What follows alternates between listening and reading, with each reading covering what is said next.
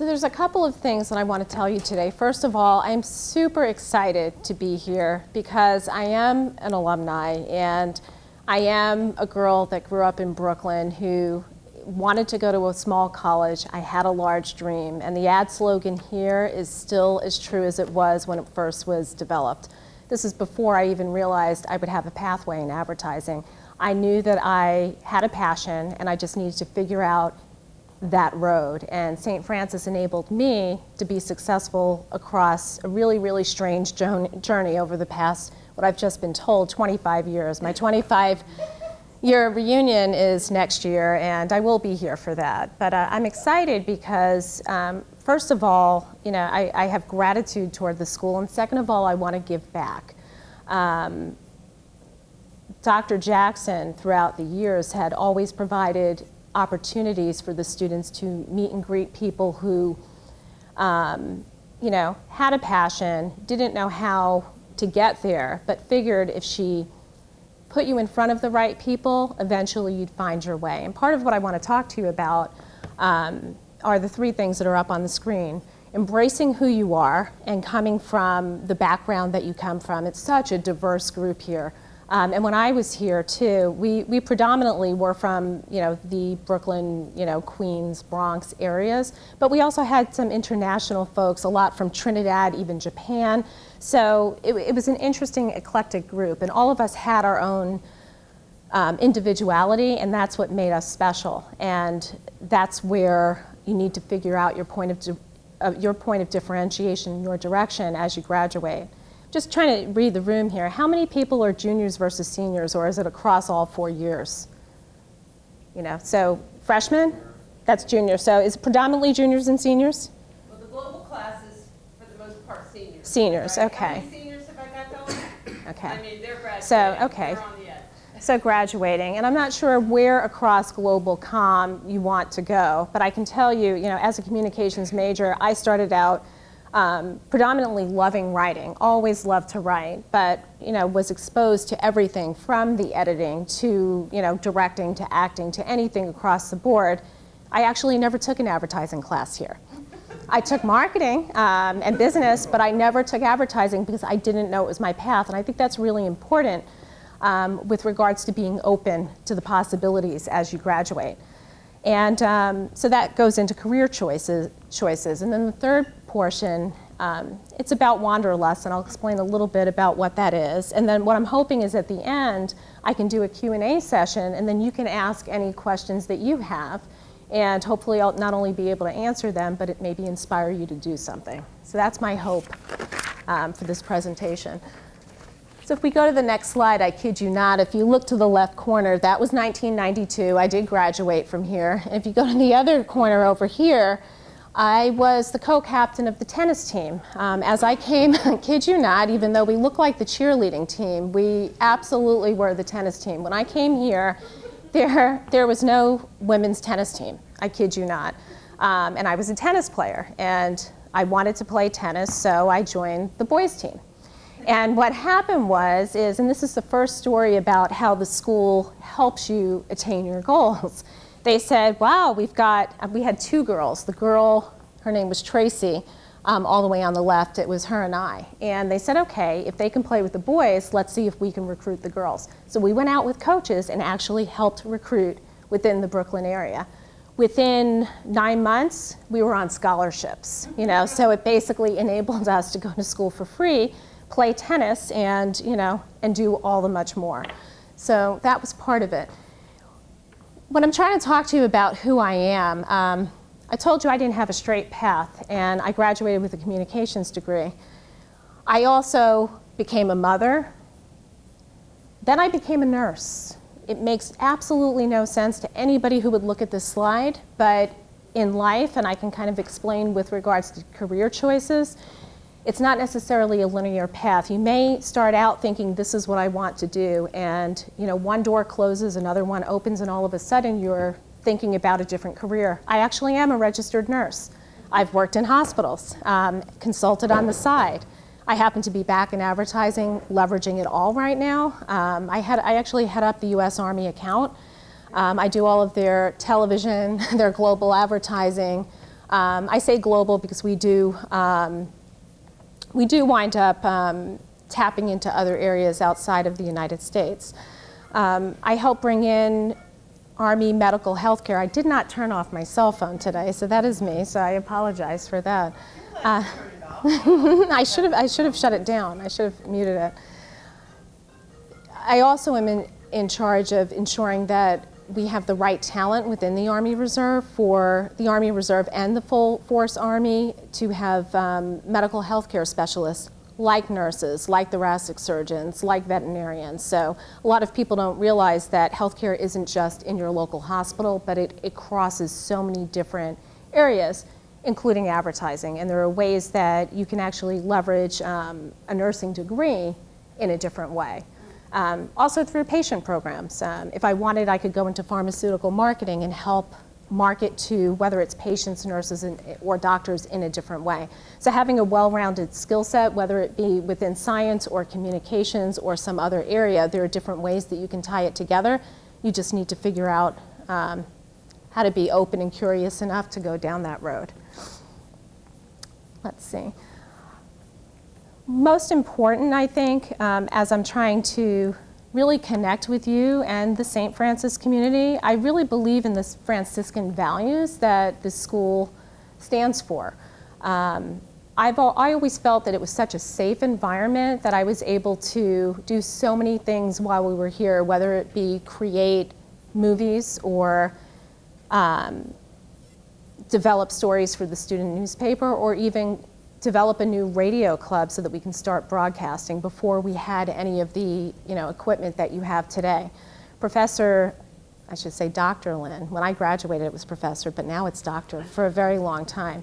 I don't know if you know the stories from where the studio used to be, but from what I understand today, it's where the weight room is. So we were in the weight room in that big black dark room, and we had just a few monitors and a few cameras, and we had a dream of making what you have today.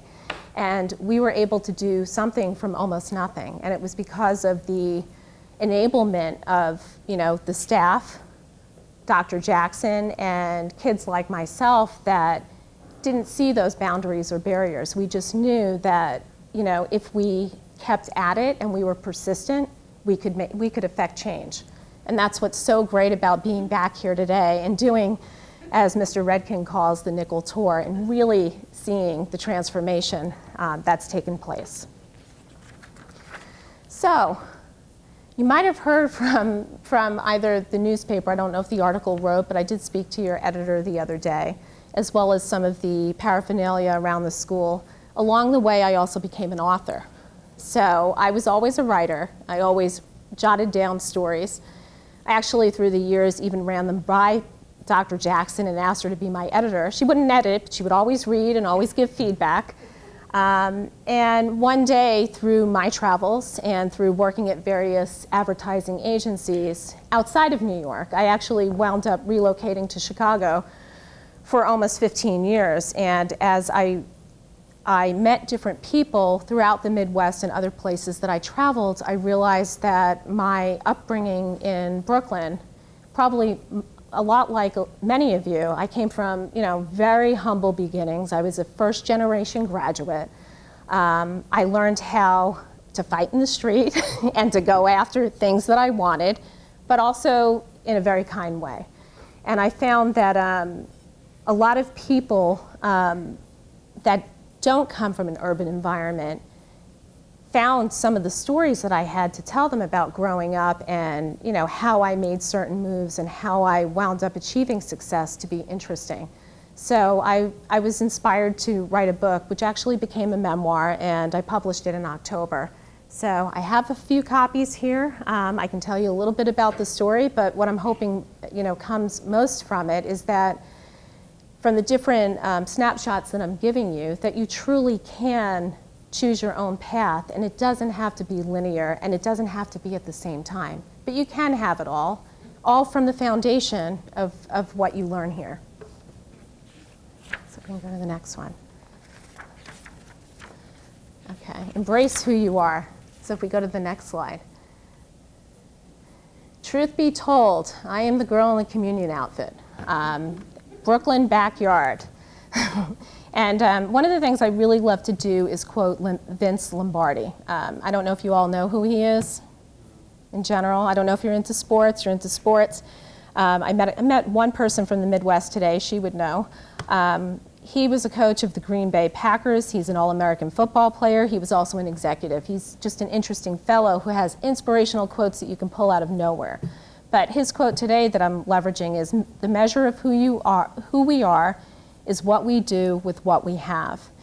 And that's a lot about what I'm trying to talk to you about today. If you have a passion, set that goal. If you don't have a passion, follow your curiosity. I've met so many people, and I think it's the dichotomy between knowing what you want and having a goal. If you're like me and you just have this bullseye vision of, I'm going to go after it and this is how it's going to happen. Doesn't matter how long, I'm not going to give up. Truly, truly important to be persistent. And then there's a lot of people that I know that don't have that vision, but they're smart, they haven't been exposed. But those that have followed their curiosity and, never said, I can't do this, what can I do? They eventually find their way. It just may take longer. So there's not one way to be successful.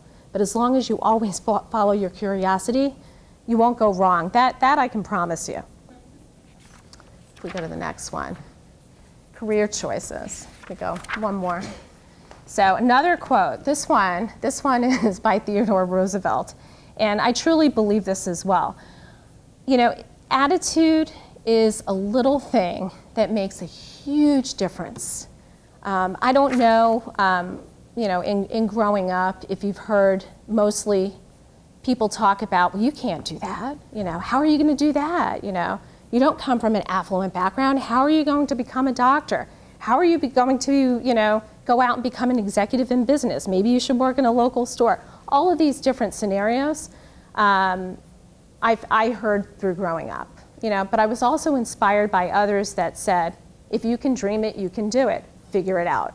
I've always chose to stay on the optimistic side of things, and I haven't been disappointed.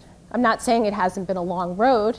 Clearly, I've graduated almost 25 years ago, and I've put in a lot of time and effort, and things did not happen overnight. And you get your fair amount of disappointment. And what I like to tell my children, one of who's sitting in the first row here, is that some of my biggest disappointments turned into my greatest successes because I learned something from it. And if you really learn something from something going wrong, you can make it right. You just have to not give up. Okay. The other thing I wanted to talk to you about, I talked to you a little bit about going into advertising and nursing and travel, and I'm going to transition into the Wanderlust area, which is partially, my love of travel and partially combining the idea of curiosity with those travels. I know that you're all part of this global comm course, if we can go to the next slide. And media has changed so much throughout, the last 25 years. When I started out in the industry, I actually started out not in advertising, but at a very, very, I'm trying to remember the name of the company, Time Buying Services. It was off of Columbus Circle. And I was an assistant media buyer. And what that meant back then, and I don't know how much you know about the media industry, but it has exploded since then. I had to be a number cruncher with Nielsen ratings, with literally workbooks of numbers of how do you purchase TV and radio in like Fargo, North Dakota. There wasn't cable, there wasn't, the digital explosion. It was truly TV or radio, and how do you go about purchasing it for these big advertising agencies. And that was my first stepping stone into the industry. I was completely bored by the numbers. All I wanted to do is figure out how do you go and really work with these advertisers and try to get that message out there and go beyond Fargo, And if you hang in long enough, you go beyond Fargo and you get to the big markets. So that was the journey in. Part of that journey is talking to different people and learning how to communicate. So if you hang in and you show that you're a really hard worker, somebody listens and doors start to open. So I transitioned out of that media company. I wound up answering an ad from the New York Times the old way, from the physical newspaper before it was all online, on a Wednesday, and faxed in my resume to a corporation that was unbranded. So they didn't say who they were, they described the type of company they were. So I actually didn't take it that seriously. I said, if you're interested, call me. I never recommend anybody to do that. On a Wednesday, I was really sad about my job. I wanted more, and I thought, what the heck? And I got a phone call. And they said, well, we're interested. Why don't you come in? And I said, well, what company is it? And they said, Time Inc., which is like a huge company, right? Time Warner, AOL, all one and the same now. And I went on a couple of interviews, and they said I was overqualified for the position that I interviewed for, but another window opened, and they said, but we have this opportunity, and it's not exactly what you're doing, but you can become, a production manager for all of our magazines and work with the advertisers for what they're advertising across all of those publications. So hence, I kind of was in a hybrid production role in publishing, but at the same time exposed to the advertising side. Put 4 years in there, get to know 25 sales reps around the country, and then all of a sudden, I make a move to Chicago, and I wind up landing in advertising. So I couldn't have pointed myself, like I wasn't following that true north saying, even though I had a bullseye vision of what I wanted to do in any particular sense, I didn't know how to get into advertising, and I wasn't looking for it. I was looking for success. I wasn't quite sure how. So I was just following that curiosity. So the message here is, for some, it can happen when you're very young. For some, you might want to climb a mountain. For others, you might, wish you were somewhere else or want to travel somewhere different.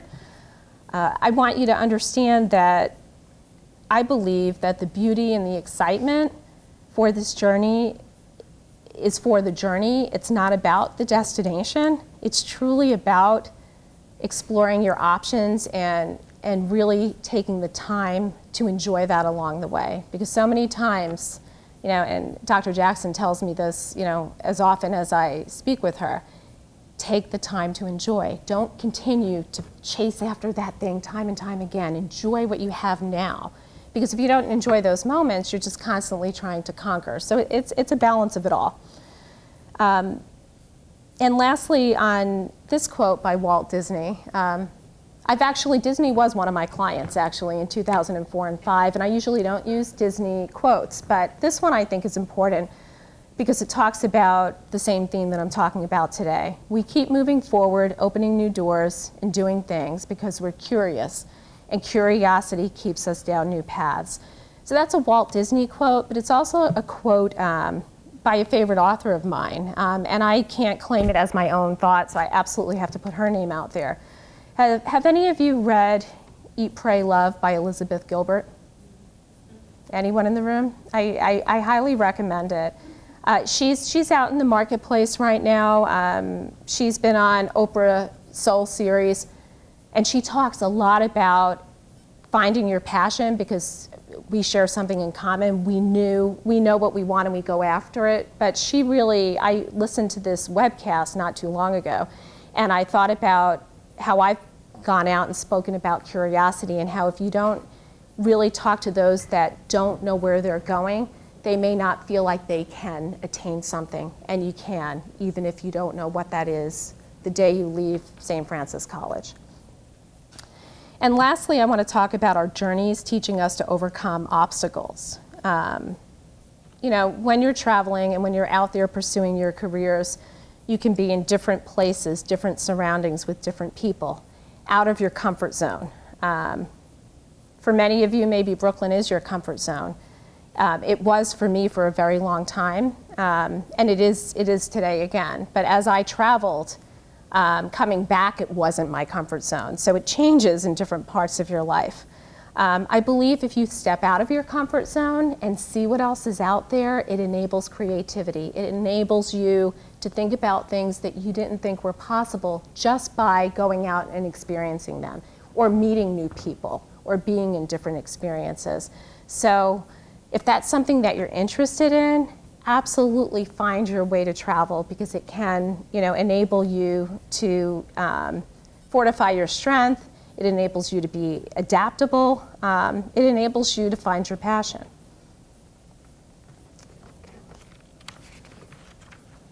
So my true wish today is that there's something that you can take away from what I've talked about today, whether it's being inspired, that there's more than one pathway for success, that it doesn't have to be linear, that you can have it all. Some of you may be able to do it all at once. I wasn't. Sometimes it takes decades over time to really have a full life and get everything that you want, but you can have it. You just have to be patient and persistent.